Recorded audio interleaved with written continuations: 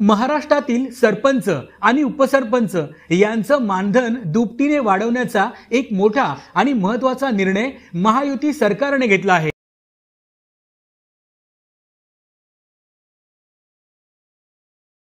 या निर्णयानुसार आता सरपंचांना ग्रामपंचायतीच्या लोकसंख्येच्या वर्गवारीनुसार 6,000 ते 10,000 रुपये तर उपसरपंचांना 2,000 ते 4,000 रुपये पर्यंतचं दरमहा मानधन मिळणार आहे। सध्या सरपंचांना 3,000 पासून ते 5,000 रुपयांपर्यंतचं मानधन मिळतं, तर उपसरपंचांना दरमहा 1,000 ते 2,000 रुपयांपर्यंतचं मानधन मिळतंय। महाराष्ट्रातील 28,813 ग्रामपंचायतींच्या सरपंच आणि उपसरपंचांना या मानधन वाढीचा मोठा लाभ मिळणार आहे।